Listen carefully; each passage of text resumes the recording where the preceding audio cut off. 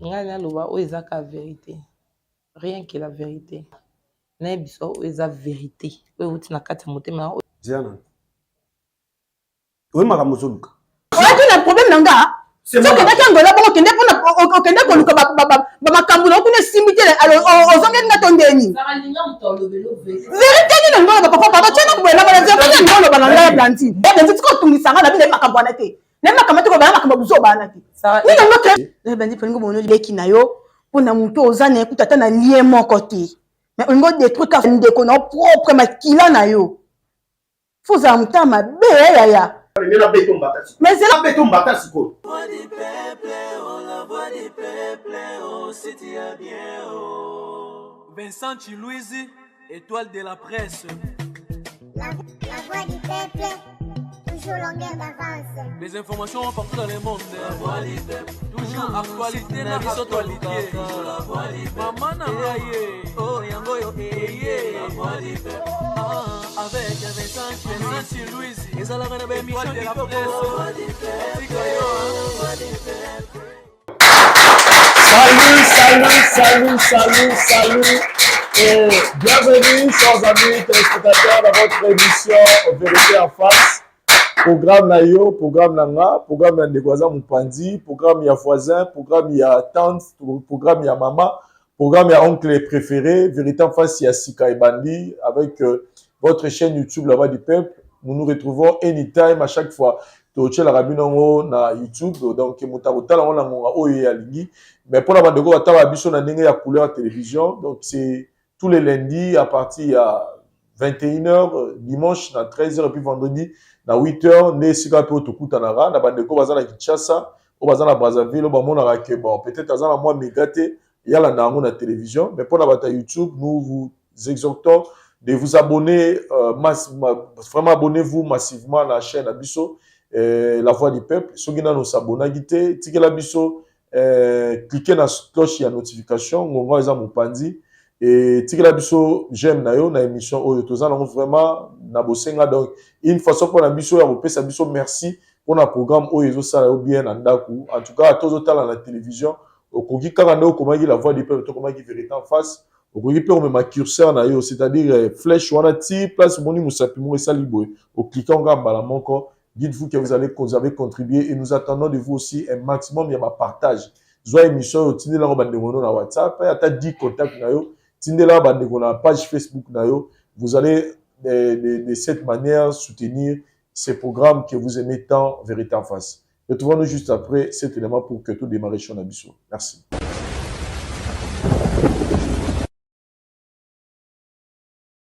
Gambela na Internet.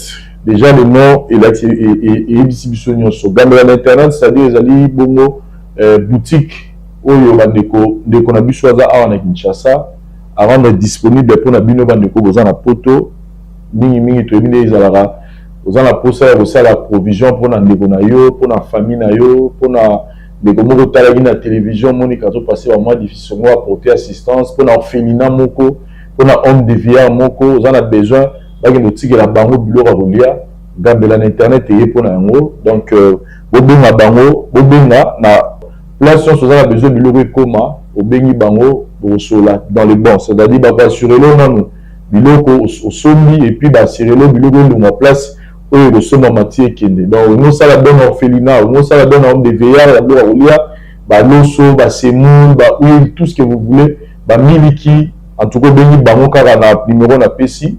Et ça, le sérieux, celui Vincent Lobby, c'est que rassurez-vous que Bambeza est correct. Je pense à les jours qui viennent, tu retires la monopée spot na bango et à tout moment. Donc, même si on a Gambela internet, au son du bureau, on a osé la poto, tindika mbongo na yo, et bilo on a comme après maman leki, bilo on a qui n'est pas tata moi, c'est qui n'est pas maman, pas papa la biso, toi pas maman la biso, toi qui est un orphelinat, toi qui est un homme de veillard moko, ou bien Gambela internet, bon maman la moi si mon téléphone, ou à quoi expliquer bino nini na rosala pour que bloquer comment.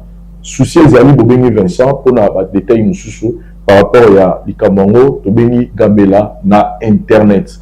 Voilà, nous sommes de retour, chers amis téléspectateurs, Gambela na internet et libino programme na bino ya plutôt lisolo na bino ya osala commande ya bilo rolia et au-delà de ça ba libino pe biloko ebele namoni batie ba valise batie bilamba batie ba machine à galette batie il y a trop de choses ndenge baza ko développer donc ça dit comme na internet ndenge baza ko memango comme Amazon na biso ya Congo, c'est-à-dire vous allez trouver tout à l'intérieur aux alentours pour ça donc vous avez besoin ça la pour son meloko na internet ezaka biloko kolia te tout que nous coûte na kati ko ça la commande pour na bande waza na Kinshasa ou paquet que la bango ou voilà donc soit tout ça li bango commande ou bien kaka numéro wana et puis baza na ba location et ba véhicule et wana baza pe na ba véhicule à VIP donc oui il y a likolo makasi donc contactez bango na numéro ba wana et vous serez vraiment satisfait. Là nous sommes en présence il y a ndeko na biso à Mwasi Blandine aza quinoise. Elle a suivi l'émission il y a ndeko na biso et na beti solo ya Rose tout à l'heure. Et là, elle s'est sentie concernée dans le problème de la famille. Et aujourd'hui, elle veut jouer le même rôle que Bisso, véritable face au Jouaka, réconcilier les gens ici Koyo, Kopanzana Ezali. Blandine, bonjour. Bonjour, Papa Vincent. Nayambi, on a un programme de Bisso, vérité en face. Nous avons Nathalie Sakio, tous avons pour accompagner yo, obimisa vérité aux alango. Ba de ba la biso to yeba nini bengio na émission. Merci d'abord pour la parole. Nga naza na kin vraiment te. Nazaki na kin et un moment na bimaka nazali na Angola na otu appel na otu koya mais na otu kuta na ngo na mekaki to sala ngo en famille mais na moni simbité na maki celle contre tous. Quand on a tali programme na bino je me suis dit non na moni kuna nde peut-être na kozwa solution oui résultat bien. OK. Nini etumisi alors c'était quoi en fait kambo monique na famille aussi mbaté je te dis faut y avoir la vérité en face. Petite sœur nanga Sarah. Mwana maman nanga mwana papa nanga. Avant na kende Angola to bando vanda biso nyonso esika mona kati. Ya na famille ezaki en face na biso to mesana ki tellement tantino na tia libala na ye akuta biso wana. At cause na biso na problème te ma problème na biso bando za ba problème na ye. Mobali na ye azaki deux fois ta zo bima boyo so to benga ali avant d'aller to zaki ma to koma ki famille voire même ngai avant na voyager maman yem ta sunga na ba démarche ya mambo simba kité ye a contacter bandeko na ye c'est fait que ton azongi na okuta Sarah soit 10 ans abotana mobali na ye et puis ye azana kati ya libala te ba bengana na libala et ça na bien te ba bengana mwana mwasi oui ba bengana ye na et les qui n'ont Sarah aboti na mobali soit 10 ans ki aboti na mobali wana et puis yenda za siko na kati ya ndako wana. Qu'est-ce qui s'est passé pour ba comment arriver au bota que Sarah avec moi si wana bima na ndako. Bon, il paraît mobali banda au bota te et moi si plutôt banda au bota te. Oh lelo lokwa mobali aboti soit 10 ans de ba bia boti c'est que moi si na banda ko bota te ngo mobali azwa ka bengana na moi si nde ba expliquer ngai mobali azaki ndeka to mesana kina yi akoma okanga na Sarah tout moment abandai ko expliquer Sarah bakane ba problème na bango Sarah zaki mwana na kati ya ndako wana OK moi soka bimi biso nyonso toyebaki ke Sarah oponsele ndako akolamba Sarah mazaki elle se sentait à l'aise na kati ya ndako wana mais subitement na ina yokuta ke no ba bengana Sarah kota bota na ke ya bandai ko bota te de Sarah koma na zemi na ye bakomi ndako moko sikoyo salanga elo esalinga vraiment pasi premièrement pour moi na za mwana ite a mona ya tonton wana te. Ah bon? Oui, avant mwana ite yo uti Angola oye na information je la ngo en fait na zela ngona information te omoni to ba africain ba ko pimelo biloko lia mais li solo ba pimela mutu te naza mutu na tangi quand même tant na ki makambo mona meki ko landela ti meki ko landela ndeli balakisi nga voir même mobali ya Sarah o bando vivre na et de nga mo pe na tali mona wana na tali mobali wana bazama na ressemblance totale na luki pe mo mobali wana na tuni ayebisi nga bi sœur yo zaka logique soki yo zalaki mais moi na nga kenda kuna te c'est que les garçons m'a dit bon tant na ye na ndako na meki ko loba na ndako bon toza quelques bateaux oyo toza pour mais d'autres personnes bakoma otala yango babien matériel bama otalaki comme neti ke ngai naza na jalousie mpo Sarah abali or c'est pas ça le cas namekaki kotika yango toza bato naleki jour wana nazoleka une fois namoni tantine wana nde akoma non esalinga mpasi nakoki koyebisa ye bon j'ai pas voulu koyebisa ye boye d'autre part Sarah mpe aza makila na ngai aza ndeko na soki nayebisaki yango eza koka na expose Sarah yango na ngai nasola nao na Sarah ye moko na mobali soki bakoyoka ngai c'est un peu ça.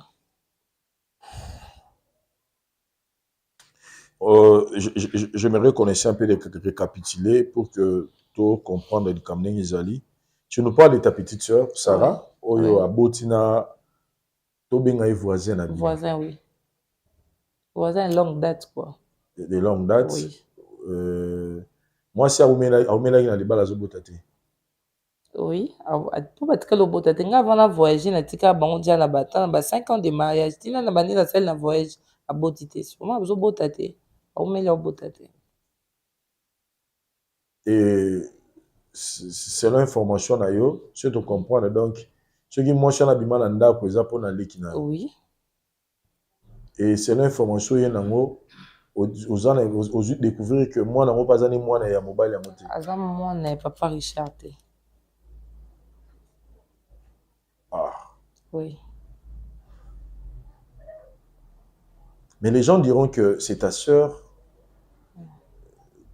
Motivation ezara pour moni moi na moi chana zo souffrir na nzela nde yango muto tu t'es décidé à tout dévoiler ou bien il y a autre raison peut-être au lobby na moté.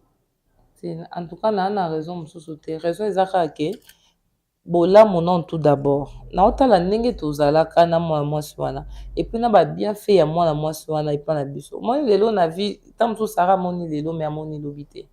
Ozoma nazolinga na sauver Sarah peut-être na lelo na lobby. Pour Sarah mona ka lelo. Toza na vie to ba africain ma muso ekomaka bato fo muto fungola porte. Parce que lobby nango lelo mobile ya yebite tango oyeba ataki koyeba après oyo ekomela Sarah nga no peut-être que ndeko Sarah ya on a ngina prévenir ye pour ma be ya lobby ekomate. Donc là vous voulez nous dire que mariage ango plutôt libal ango et c'est moi ya monsieur Richard ezali nango ndoto ya pamba. Donc ezali nango rêve ezali nango donc moi no bazani na ndako aza moi neti vous avez tous les preuves. Mais oui. Je peux dire ça de la façon pour lobby, oui. Pour nga mona ande papa Richard azana mwana wana e osanga siko bien te. So moni moto aseka makasi tant pas yinaka. Akoma na kanda ndenge oseka makasi on pe kanda ne pe ezalaka bo. So mona le na mona la ozala na mwana wana siko lobby na mona ndenge ezala e ko ata pona sarate pona mwana d'abord. So mona pour la moi d'abord. Le monde est ça vraiment bien. Donc Sarah a pandi libala ya batu croyant que apporter les mobile solution zoga même les cas illusion. Tout le babomo. Et là tu te décides aujourd'hui de tout dévoiler et pas il y a mobile naie. Tu penses démarche ya wana mobile aye ba vrai aye ba ke mona naza yete. Ou à part yango démarche na yo aboutissement na moza wapi. En fait na linga kina na sola na Sarah ezaki te na ngana sola na Sarah avant na sola na mobali mais je connais bien Sarah, je connais bien ma petite sœur na bien très bien na yebi pe ndenge tamusu na soli na ye na yebi ndenge ekoma ata nde pe na ye boye oyo pe okoma na famille na yebi na nga mais na linga na sauve nde kaka leki na ngai na kati ya makambo wana. Et pour la libala ya ndeko obibo misala ki mona ki nita mabe o sepela pe un jour mona bango bazonga na bango. Non c'est pas bazonga non c'est pas bazonga parce que Sarah a un avenir. Azab mam kolote Sarah za malgré za libala mais za non jeune. Azan avenir mo belé liboso na ye. Soué na ngai ezali ya zongi na mwasi na ye Sarah continue vie na ye. Vie eza na mensonge te la kati. C'est ça, vérité en face d'ailleurs. Donc, nous sommes to priorisera vérité. Le Kuta est dominé parce que le Kuta il finira toujours dans aussi là. Et je préfère Tokenango Malé, mais je te propose d'abord Tokotisa M. Richard, nous le Bikombo Naye, Tosolanaye, Tomegape Royokaye, c'est dans quelles circonstances, ce qui s'est réellement passé, et puis Tolugaouye Maneni Tokotsa, Sarah na Platon Abisso. Ok. Merci. On se retrouve juste après cet élément.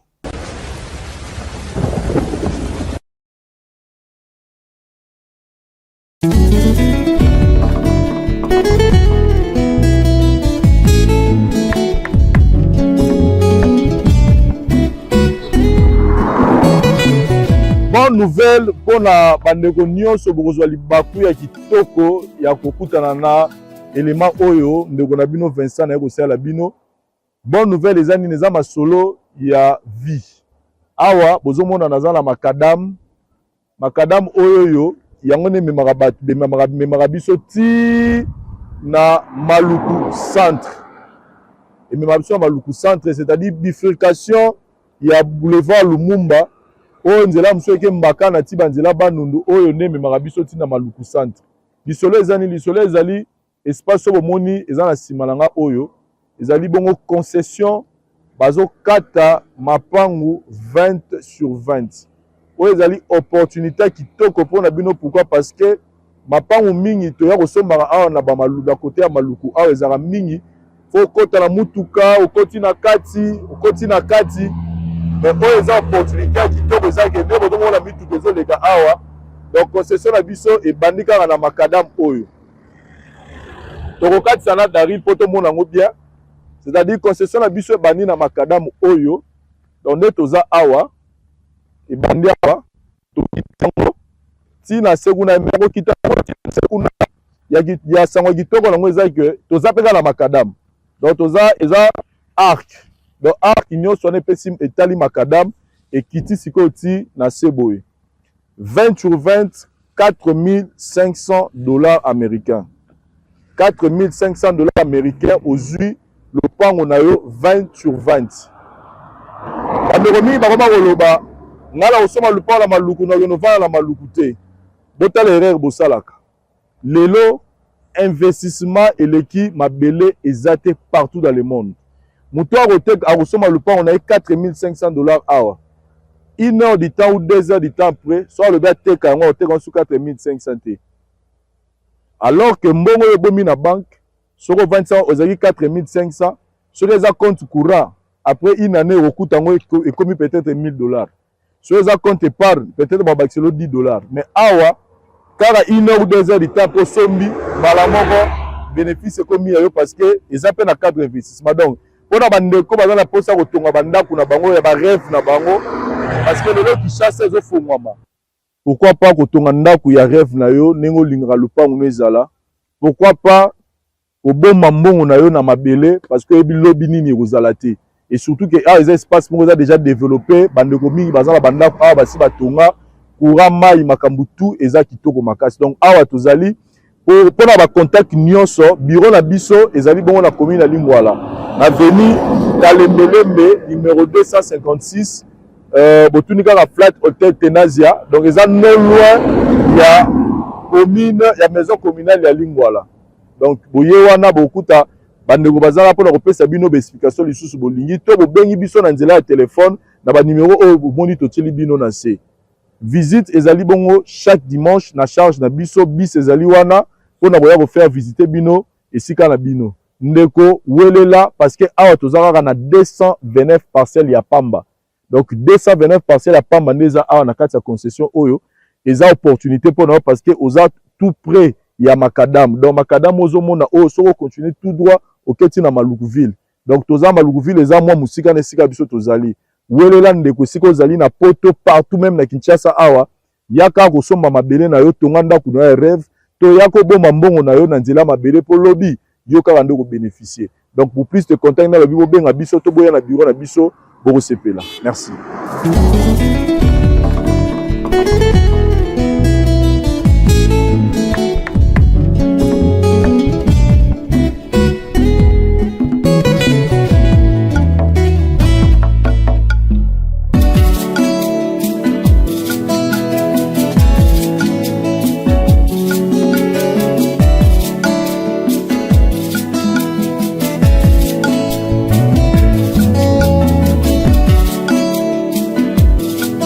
un élément très important na ngaki na bakisela bino ezali ke bamapangu nyonso eza awa eza déjà eza ba parcelle cadastrée, c'est-à-dire osombi lupangu na yo mbala moko na kati ya contrat bazosala yo oza dans numéro na yo ya cadastre oyo okende déjà kolandela makambo na yo. Donc eza te kosombi lupangu obani suko luko bandenge nini kolandela non. Donc ba parcelle tout eza tous les 229 parcelles eza na ba numéro nango déjà. Donc venez acheter vos parcelles pour construire vos maisons de rêve ou pour investir pour que plus tard ebotela yo ba bénéfice à malamu. Nous sommes ici, la voix du peuple, cadeau to libino yango pour na année 2023. Merci.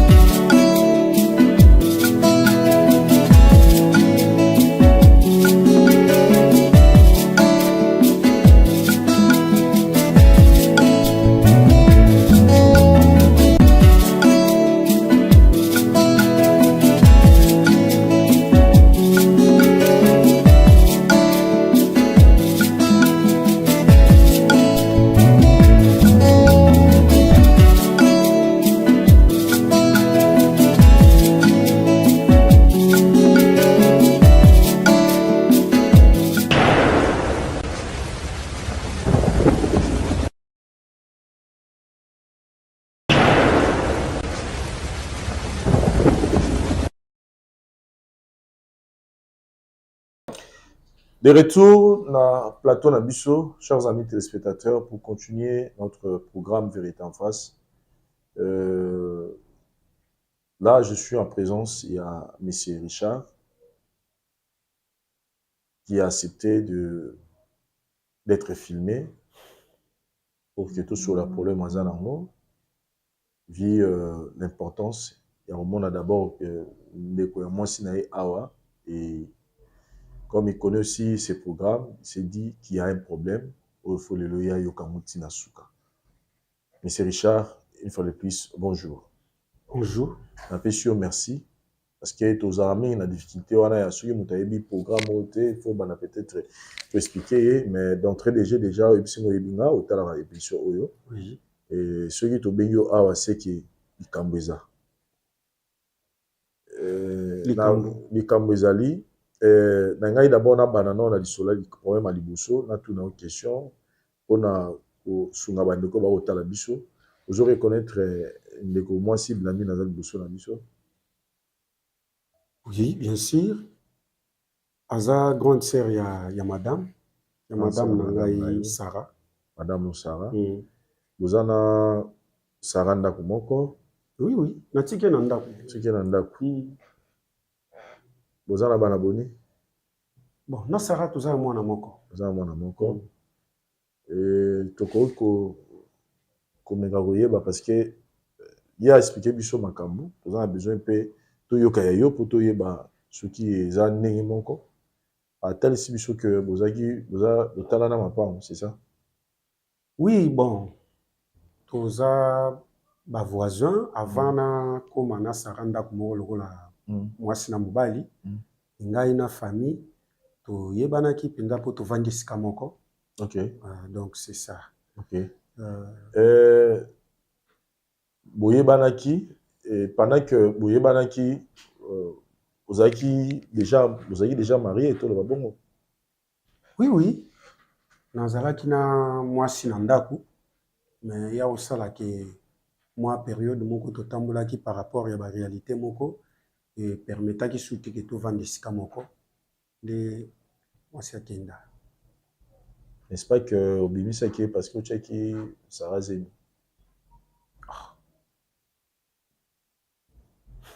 Telimbisanga nazo tuno nazo sambiso te mais naza na besoin na kokisaka maloba oyo de na biso blandi na lobi.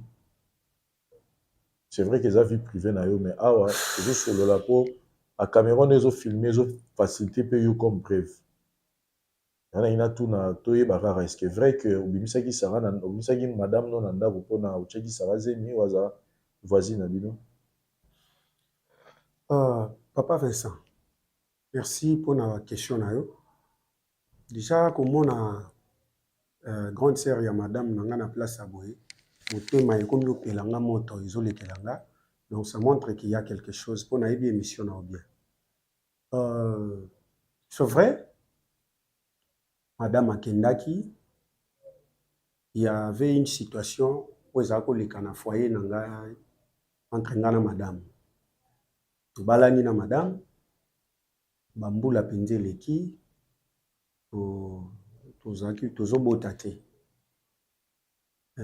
Papa Vincent, kotalanga boye, talanga bien.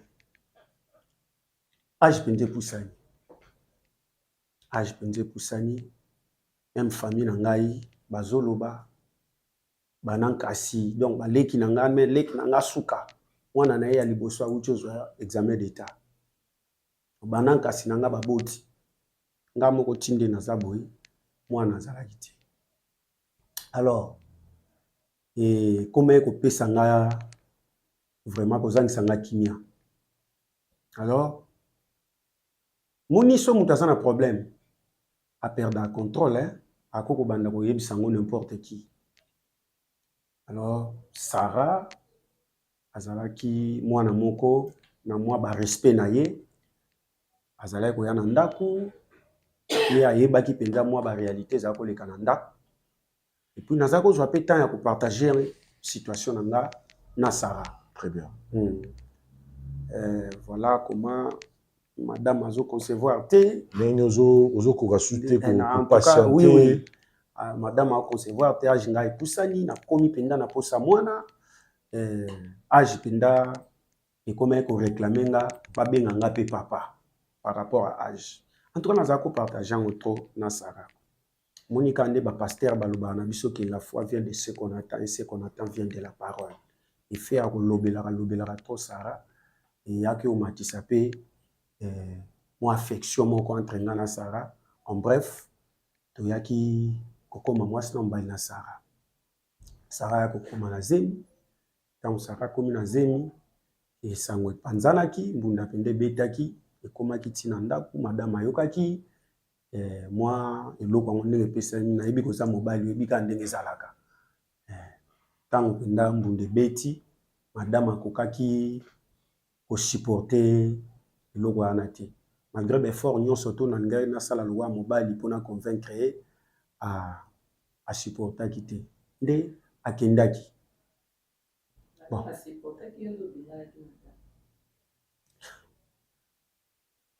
Nazo swana papa Vincent. Nazo kamwa. Hein papa.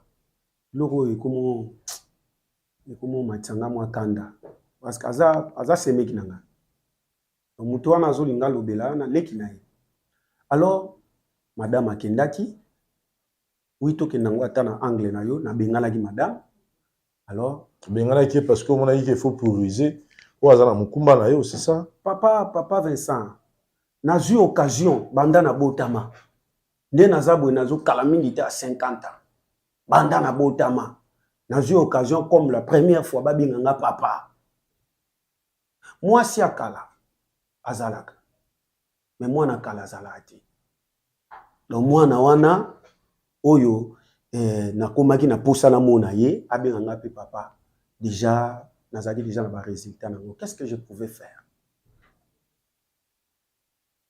Vous pouvez rien faire à part que protéger Zemiwana. OK.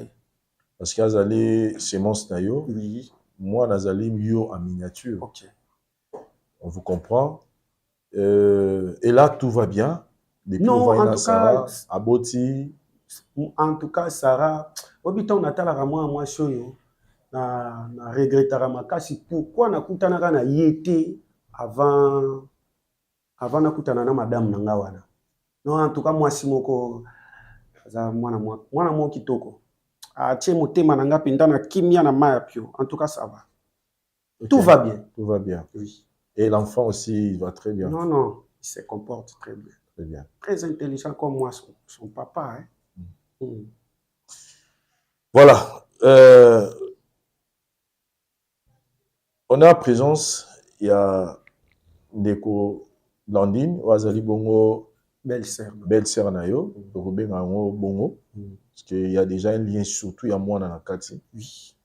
En fait, Azana vérité moko, Oyo Alingia Bimisa, Aluba, concernant Blandine et pour concernant Sarah, j'aimerais que Yemoko, comme Aza présente devant eux, a expliqué problème yango ezali oui Blandine azuluka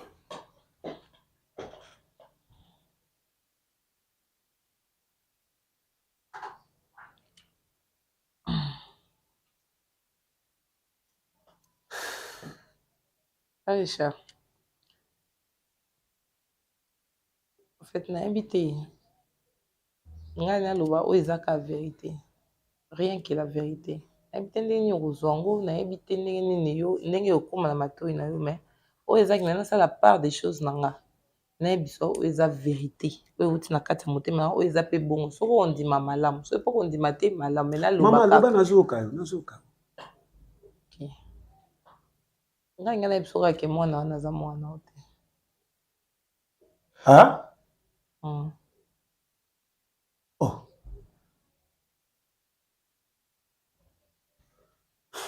Le garçon n'est pas ton fils. Il n'est pas ton enfant. Blandine, Ziana. Oui, ma Mozoluka. En fait, maman, on le bien, très bien. T'es au lobby no bien, mais au suko Zoluka, voyez bien.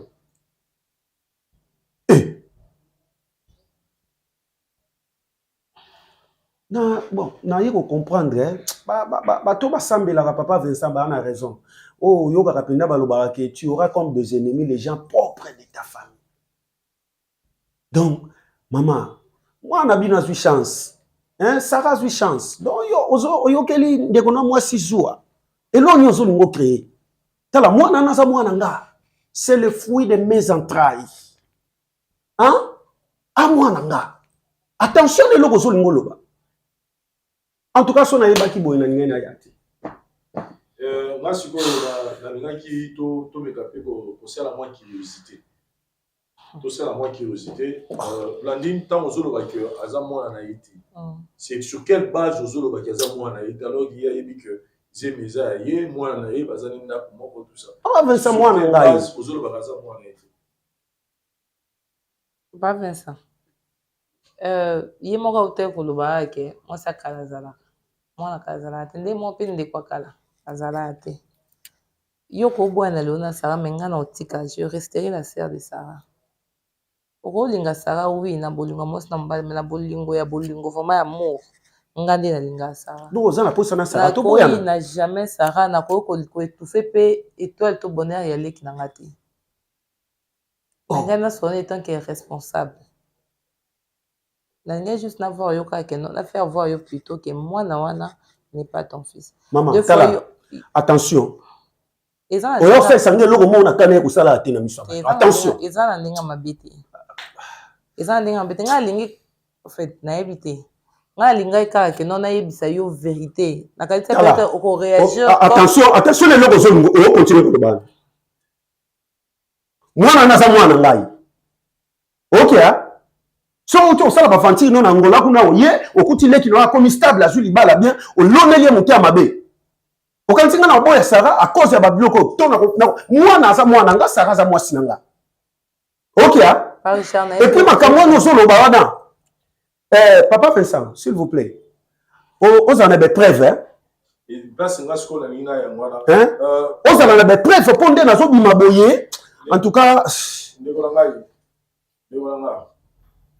Aussi, je vais donner le mot très très important dans le dimanche à l'issue de l'eau. Il y a le bic qui est Azamo à noter. Yo yebi Azamo à la. Azamo à la. Ok.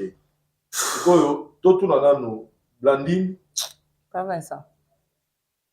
Ni ne poussé yo oyo lubake moi Azamo à été. Ba prévenir nos alango oyo to reprendre.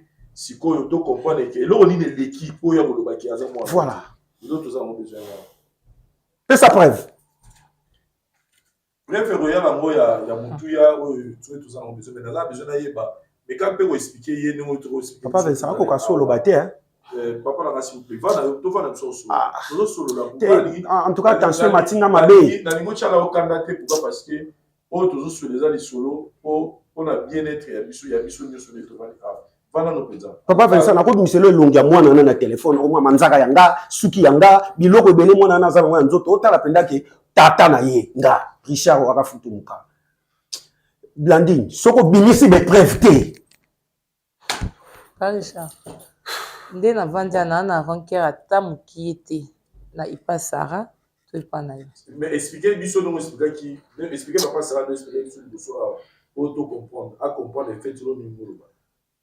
Ngai ya bobandi relation na bino na Sarah nga azala ete.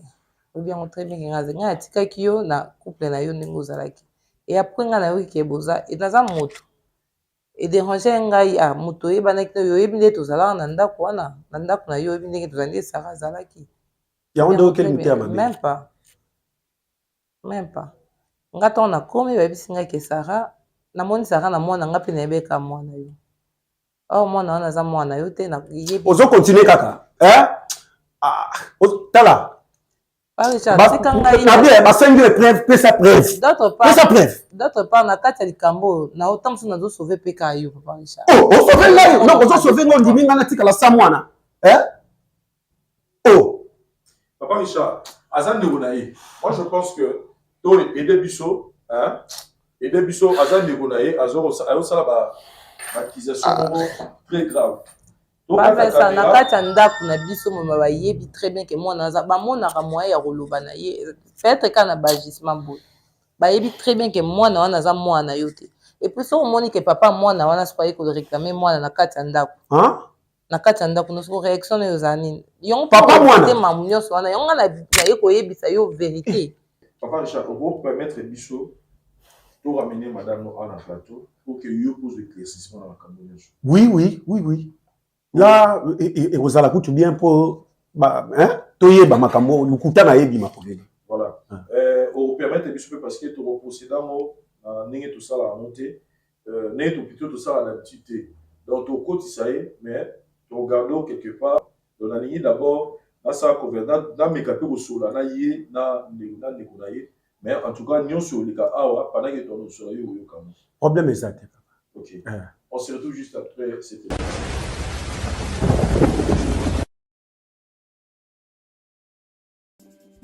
C'est vrai que la classe est la différence, mais cette fois-ci, la classe en chair et en os à votre disposition.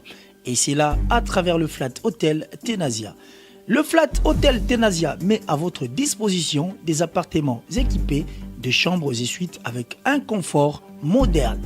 Une salle de fête moderne pour toutes sortes de manifestations, anniversaires, fêtes de mariage, réunions et autres. Pour ceux qui adorent la restauration, il y a un restaurant VIP à votre disposition. Un nightclub pour les amoureux de l'ambiance responsable.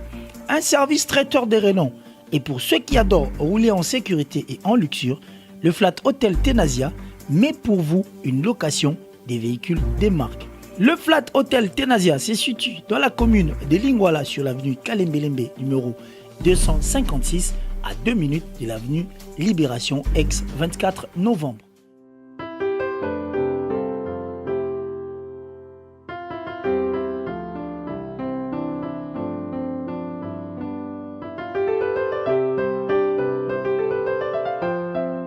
Le Flat Hotel Tenasia, la classe, la sécurité, l'assurance en chair et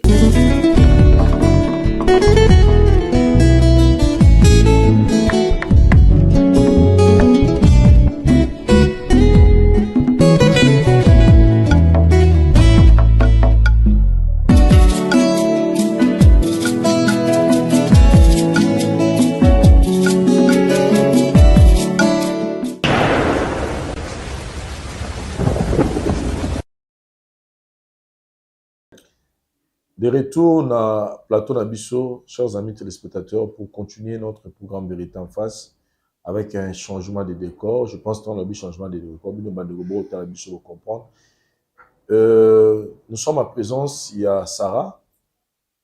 Sarah Tobengi Awa, parce que sa sœur Blandine Azagi n'a pour ça à Solanaye en CG et il a besoin de notre assistance. Donc, Bénissi Sarah Awa. Sarah, bonjour. Bonjour, Père Vincent. Ok, merci beaucoup. Une fois de plus, nous allons reconnaître le programme Nabiso. C'est ta grande sœur. Oui, grande sœur. Grande sœur Nayo. Oui. Abengi Awa, parce qu'il y a le biazan la likamo, bazali na poussa Solanayo. Mais likamo tel maison lekilaye, azumo la nenga au bandango théâtre bino mibale. C'est pourquoi c'est confié par la biso pour tout songaye à aboutir na problème azanango. Mais na ngana tout le lora liboso. Vous avez un problème au binom balé, ou peut-être voyez peut-être déjà avant to beto loto passer mais quoi le bal kamanga ibsa. Non, non, non, problème n'a été. Il y a Blandine. Problème ni nango oyo faut bengela na ba caméra boy. Otoko traiter on anda kuta en famille. Ya. Na le ki nous qui prend mes actes quoi ki ko benganga na téléphone. To luka ke sika mo to vandi to so liango. Mais na ba caméra boy ki to côté. Caméra boy eza caméra o ezara caméra ressemble ça mais la caméra ya osunga. On est au fandi awa to yepo to sunga la nuit to sunga pe biso to zali équipe évangélisation toujours sunga batu à travers ba problème bakuta na nango. Donc caméra o yete po et donc caméra za famille na yo na miso zo biso lora batu famille mais sinon tu nous rassures que la conscience na yo vous avez un problème mo te na ya na yo vous avez nyongo na été vous avez le moto sali ya mabe et ko pousser ya émission. En tout cas toi tu as un problème monté na grande sœur. OK. Ata problème monté.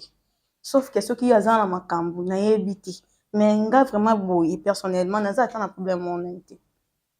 Vous avez un libala? Oui. Vous avez un monko? Oui, nana libala na mwana monko mobali. Bobotina papa Richard, c'est oui. Ça non? Oui. Vous avez bien. Très bien. Bon, je ne me pas na stressé parce que je sens déjà que vous avez bien été par rapport à comment on a moi si sur place. Allez, na passer micro na Maman Blandine. Je pense que c'est la question présence si aller moi si hasard awa. C'est alors nino yo béni.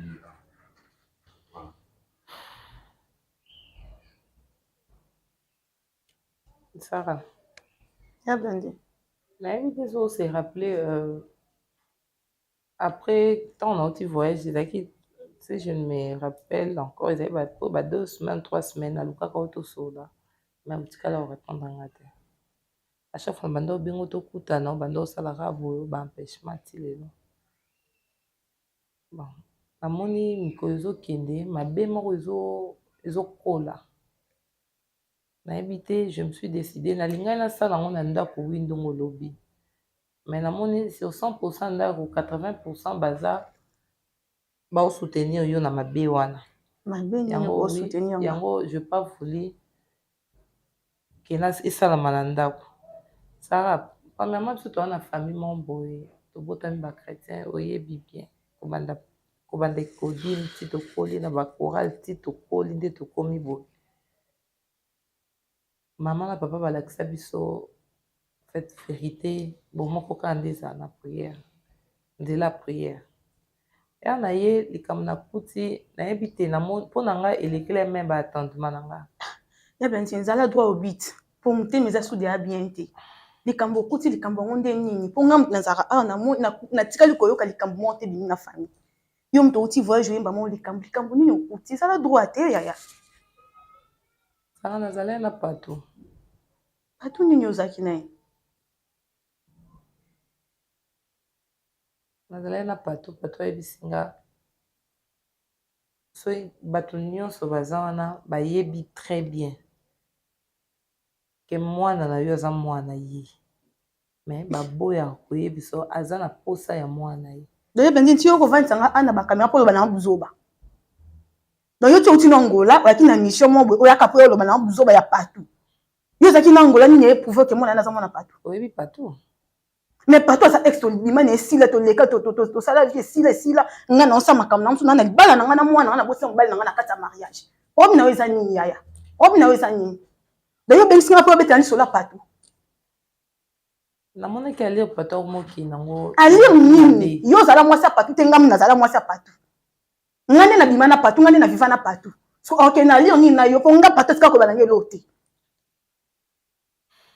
donc mitimo makasi yango ya nini donc ose décide okende oluka patu mpo sola na patu bosola ne nini nga desi naluki patu te leki na ngai naluki patu te patu en tout cas pena changer sujet makambo wana yebi yango te koyeba nango makambo wana te s'il te plaît yaya tozala bien yebi makambo wana te Sarah moi ntango likambo eza mokie ata mpona bien ya mwana wana mwana nini mpona bien ya mwana kaka ya patu naolobela mwana ya patu mpona bien ya mwana est-ce que otenir na compte ya problème olingi oluka na foyer na nga est-ce que vous tenir compte? Ya makambo yo zoloba. Vous tenir compte. Oza bolingo mo anoté Sarah. Naza bolingo mo nanga te. Sarah, soki yo ozobate la foyer na yo, siko avenir à mwana na yo. Avenir à mwana na yo.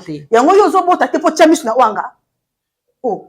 Ta yebla ndi pardon na li makambo wana. Sarah, mwana en tout cas na makoyeli foyer na ya Richard, aza ya patu te.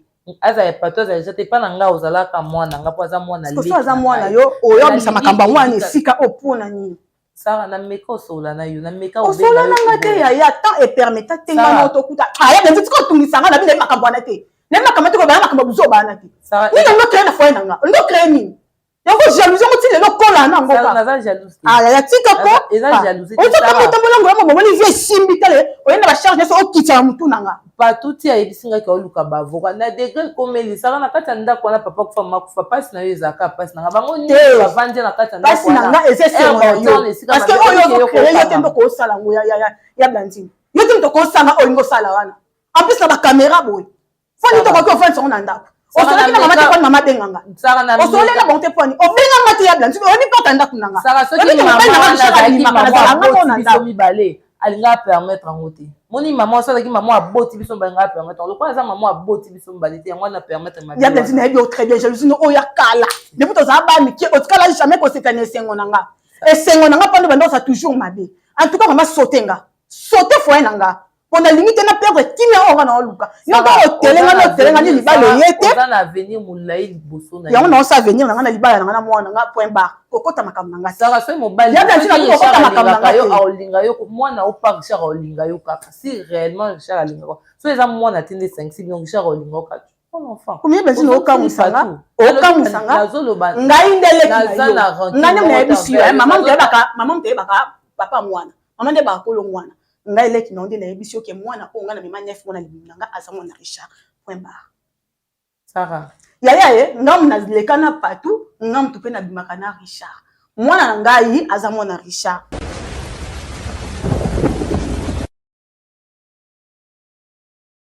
Voilà, Sarah, je pense que tu es au soin à terre. Tu dois assister au soin à la binoté, mais il y a une question qui se pose à Olim Bissanga, na zala un peu direct. Avant na me bino awa, na zora temps ya Roland de la mamna détail peut-être bande ba otala ba mona que ngam sous tozo fumola mona ndenge toujours avancer.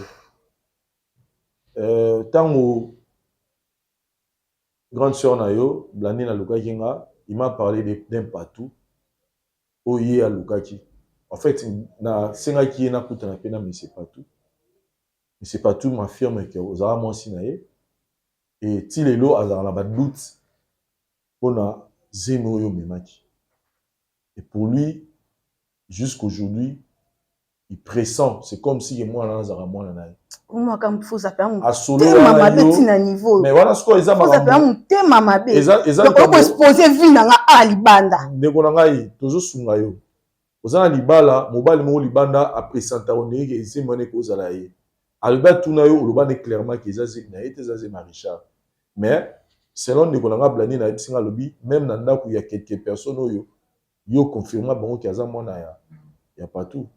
Ceux qui ont quelques personnes qui ont confirmé pour Anita qui n'a pas un plateau. Ben ko témoigner que ngande ne bon que moi na za mona ya partout. Ya makamne ne peut so ka inventer ngo wapi. Mais ngala kutana ina mona ipato ngo ba. En tout cas ne bi makamwa. Singa yekuta ya awa boy ndeko ya. Papa Vincent. Ngande na zala mwasi ya partout. Ngana kutana partout a lukanga. Apozanga ba question na talisa yo ke Nathalie tient na ba détail nyonso ke mwana na za mwana yete na kabwana na ye na komi na mobali na nga na 8e abalinga tinga na ndako na komosa vie na nga na foyer na nga amona pas tout. Mais au moins tu reconnais que Imbisanga iza zemi oyo zwa oyo détruisa libala ya mutu moko. Pas Vincent on les a vie privée na nga nzamba sala makamne na lolengi na ye. Na bebisa libala mutu te na bima na zwa zemi mbala ye ko porter garant ya zemi na ye achinga na ndako to vendre na ye. Et nous confirme que moi na za mwana ya monsieur Richard. Moi na mobile na ndako. OK, nako senga na équipe na biso ba kotsa limbisanga to sala yo surprise ngo. mais c'est Richard Azalia, hein. Mobali no Azara. Azala qui déjà avant même que to Yambayo et Maramno Sosolo le Ayukian. Ah! Bakoti la biso, oui, bakoti la monsieur Richard. Monsieur Richard Rovanayo. Voilà.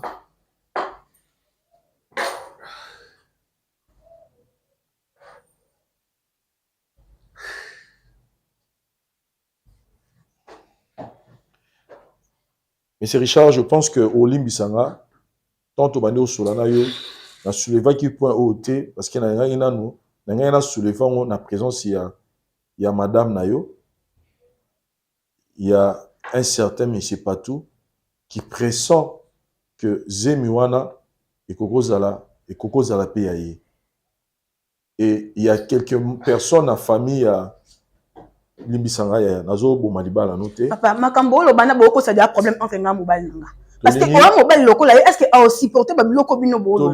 Tolingi to sungayo pour que vérité est bala. Toi tu es. Bon, la vérité ndinga mo mukolonga. Tika papa Vincent Samusa. Chérie, mais Makambo ko sa ngona ndaku a te. Tika papa Vincent Samusa. Merci papa. Monsieur Richard. Oui. Pour mettre fin dans les Cambodges, parce que elle, c'est vrai, elle dit que ayoka pasi ninga mona ki ato mona dernièrement madame Nayo au Bosara Naye ba condition monela ye sala e pasi et ba bien fait pe ya madame Nayo pe gagner na mutu na ye na conscience na ye Le bandi polingo bono libala leki Nayo pour na mutu ozana ekutata na lien mon côté. Mais on a des trucs à foyer, il y a des décons propres, mais qui l'a na yo. Faut ça m'ta ma bé ya. Yo m'ta ma casse ya nini, la salle nini. De gonanga moi si, est-ce que vous pouvez nous permettre tout ça la test à Aden? Papa, ata siko naza prête. Sarah. Naza prête ya Blandine. Nini. Sarah so que Aden. Ya. Mais qu'est-ce qui se passe avec toi? Qu'est-ce qui va pas? Yo Blandine, on a un problème nanga. C'est que quelqu'un gola bon kende pona okende ko luka ba makambu na kuna simité ozonge nga tondeni. Sarah linga mutolobelo vérité. Vérité ni ngolo papa tena ko bela bala zefanya ngolo bananga Blandine. Mbongo ya ngolo bananga. Mbongo ngala ko. Eza mbongo note. Eza mbongo. Yo ça quand so boni oshi no so bala tale no zongi sa makambu charge na sa on na ça pour na ba vérité al Cameroun. Et ce sont nani? C'est ma femme. Na otika la boyete. Donc mission na objectif na on akata makambu. Donc ayo ko ça ka trouble na foyer nanga po mutema no kiti. Te yango ndo osala ya Blandine, yango ndo osala. Yango ndo osala. Problème à ADN, c'est moi. Non, zaki ya malamu, ko ndo ko to ketango en famille. O comme pe o bengi mobile nanga sala na sur place. Po ono na nini na mutema na ye. On a posé ninga pena zonga sukuna na lukongo famille biso nyoso to banda suko lala suna salon. Yango nde yo lingi. Attends le noté, attends l'obité ozonga kaka. Na ozonga te ya Blandine. Na ozonga te. Ce qui va dire la pression ozonga sanga na famille na ozonga te. Na ozonga te ki mutama makasa ni nini yango. Ki mutama makasa ni ya. Soki yo. Et toi ba te buyana ma to ta famille moko mais ko ko manzela mo. Ça va dire qui passe quand il y a béton batasi. Mais c'est la tournée là. Na ngana béton batasi ko. Mais pas jusque là. Atikela mambo sambela. So bande ko sambela ndo sa ngo no sanga boete. Ndeko no makila no soi-disant. La sadio nini na. Leki no amwasi. Yo ki muto angola ngo sali bamba ne minte yo ki mutima mbongo ekotio makasi na mbala mo wende nini. Ekotio makasi weni. Ko kendete. No sala ngo pona pouvoir que no oyo to kansane yango te. Ni na bana ngai. Papa Vincent. Osunga biso to na likambo tina suka. Voilà, et l'on peut na sengi yangwana. Ndikala. Ko matisa ngati omoni déjà na zabwe. Ko linga tina perdre ba respect na pesa kao. Ko linga tina perdre ba respect na pesa kao. Et puis ko ya suna ndako na biso te. Ko tia funga ko te na. Ni nango. Plus batoki sa divoka yango ke la mutema passe. Ni nango ke la mutema passe ngalo tozaka na Congo. Ah ni nango ya Blandine ni kaka. Ndeko nanga Blandine, je pense que oyaki na problème pour to sungayo, pour to accompagner yo, tu voulais avouer une vérité, oyo yebi, et tu ne supportes pas comment que petite sœur nayo a détruit liba l'amour yo ebaki ya ndeko moko moi si, on a des conditions pour mener à vivre ça au passé. Ah, il y a des fois makambo otabo CV na mabe au moins que vie donc et comme on a souka makambo e simbate alors ngozo biso nyoso o senception na lipoke na yo ale otoso nga biso kuna na siko biso awa démarche to sara yango wana to ke no sa te sa Aden Oui. awa eza makambo te ko pekisa ya sala déjà de makambo yo bimisi eza grave.